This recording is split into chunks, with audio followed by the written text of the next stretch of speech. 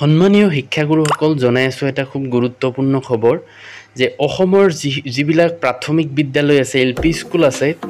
এই এলপি স্কুলৰ শিক্ষকসকলৰ মাজত প্ৰধান শিক্ষক নিযুক্তিৰ এটা বিষয় চৰকাৰৰ আগত দাবী উত্থাপন কৰা হৈছিল আৰু চৰকাৰে এটো দিব বুলি কৈছিলে তো এই সম্পৰ্কে হাইলাকান্দিত চলি থকা শিক্ষকসকলৰ যি অধিবেশন তাতে অসমৰ মাননীয় শিক্ষামন্ত্ৰীদেৱে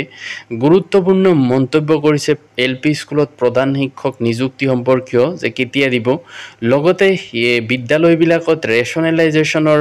ওপৰতো এটা গুৰুত্বপূৰ্ণ মন্তব্য কৰিছে যে এই সম্পৰ্কে মোৰ এইটো ভিডিঅ'ত সবিহে জনাম তো আপোনালোকে একদম হেহলৈকে ভিডিঅ'টো চাব তেও কি বক্তব্য দিছে এই বিষয়ৰ ওপৰত প্ৰধান শিক্ষকৰ পদ প্ৰাথমিক বিদ্যালয়ত আমি সৃষ্টি কৰাৰ কাৰণে আগবাঢ়িছো কিন্তু সকলো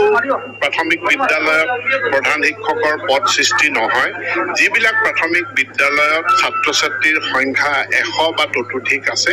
সেই বিদ্যালয়বিলাকত প্ৰধান শিক্ষকৰ পদ সৃষ্টি হ'ব ইয়াত প্ৰয়োজনীয় অনুমোদন আমি লাভ কৰিছো গতিকে 15 আগষ্টৰ ভিতৰত মই কামখিনি সম্পূৰ্ণ কৰাৰ অৰ্থাৎ পদ সৃষ্টি কৰাৰ কামখিনি সম্পূৰ্ণ কৰাৰ চেষ্টা কৰিছো আমি প্ৰথমটো হ'ল যে এটা বিদ্যালয় ৰেশনেলাইজেশন হেতুৰ কাৰণে এটা শিক্ষা ক্ষেত্ৰ বুলি আঁচনি লৈ বিদ্যালয়ৰ এমালগামেশন মাৰ্জাৰৰ প্ৰক্ৰিয়া চলি আছে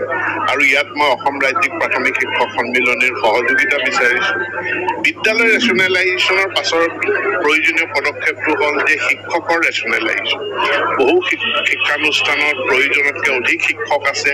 কিন্তু বহু বিদ্যালয়ত প্ৰয়োজনীয় শিক্ষক নাই হাইলাকান্দি জিলাৰ বৰ্ডাৰ এৰিয়াৰ স্কুলবিলাকত ছাত্ৰ ছাত্ৰীৰ সংখ্যা বহুত বেছি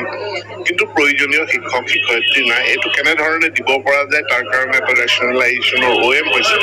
আৰু হেতু কাৰ্যকৰী কৰাৰ ক্ষেত্ৰতো মই শিক্ষক সন্মিলনীৰ সহায় সহযোগিতা বিচাৰিছো যিবিলাক পাৰ্মানেন্টলি এটেচমেন্টত আছে এতিয়া সব এটেচমেন্ট